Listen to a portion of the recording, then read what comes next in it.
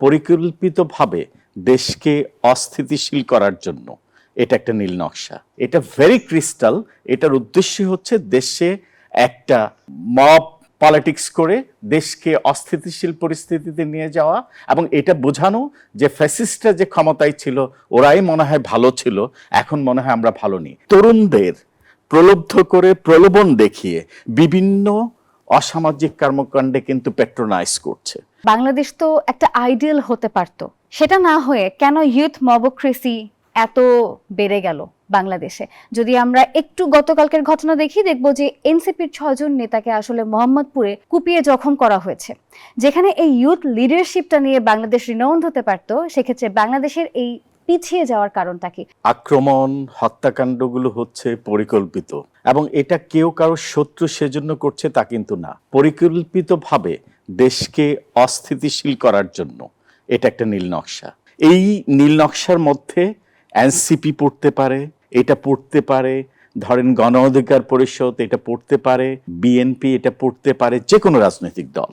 ওদের উদ্দেশ্য হচ্ছে দেশে কোনো না কোনোভাবে অস্থিতিশীল পরিস্থিতি তৈরি করা। জুলাই আন্দোলনে নেতৃত্ব দানকারী তরুণ এবং যুবকরা আসলে কিন্তু একটা মডেল হতে পারতো সাউথ এশিয়ার পলিটিক্সে এবং ওয়ার্ল্ড পলিটিক্সে। আপনি দেখেন এটার পর কিন্তু পৃথিবীর অন্যান্য দেশেও এই তরুণদের নেতৃত্বে আন্দোলন কিন্তু অনেক জায়গায় সাকসেস হয়েছে এবং বাংলাদেশে এটা একটা মডেল হতে পারতো। আপনি দেখেন এই ফ্যাসিস্ট এবং পতিত সরকার ওরা কিন্তু এটা মেনে নেয়নি, যার কারণে জুলাই যোদ্ধাদের দেখে দেখে যে আক্রমণ করছে। হ্যাঁ, বিচ্ছিন্নভাবে হয়তো কিছু ঘটনা ঘটছে পরস্পর শত্রুতার কারণে, বৈরী সম্পর্কের কারণে, সেটা ডিফারেন্ট, সেটা খুবই কম। কিন্তু এখন যে পরিকল্পিতভাবে আক্রমণ এবং হত্যাকাণ্ডগুলো হচ্ছে এটা ভেরি ক্রিস্টাল। এটার উদ্দেশ্য হচ্ছে দেশে একটা মব পলিটিক্স করে দেশকে অস্থিতিশীল পরিস্থিতিতে নিয়ে যাওয়া এবং এটা বোঝানো যে ফ্যাসিস্টরা যে ক্ষমতায় ছিল ওরাই মনে হয় ভালো ছিল, এখন মনে হয় আমরা ভালো নেই। ব্যাপারটা কিন্তু তা না।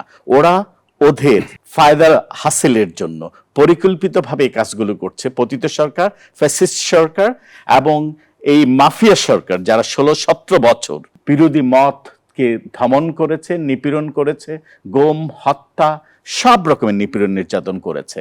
আপনি দেখেন চাঁদাবাজি বাংলাদেশের রাজনীতিতে এবং রাজনীতির বাইরেও চাঁদাবাজি ছিল, কিন্তু এখন যেটা হচ্ছে চাঁদাবাজি যেই করতে যাচ্ছে এটা কিন্তু আইন শৃঙ্খলা বাহিনী যাওয়ার আগেই সামাজিকভাবে এটাকে প্রতিরোধ করা হচ্ছে, যার কারণে কিন্তু সাথে সাথে এটা ধরা খাচ্ছে। এবং এটা একটা ভালো সাইন যে চাঁদাবাজি করতে যেয়ে যে তরুণ হোক যুবক হোক যেই করতে যাচ্ছে ধরা খাচ্ছে। কিন্তু আপনি দেখেন লক্ষ লক্ষ মিলিয়নস অফ তরুণরা গ্রাজুয়েট হচ্ছে, কোথাও চাকরি নেই, যার কারণে কিন্তু এই তরুণদের প্রলুব্ধ করে প্রলোভন দেখিয়ে বিভিন্ন অসামাজিক কর্মকাণ্ডে কিন্তু পেট্রোনাইজ করছে।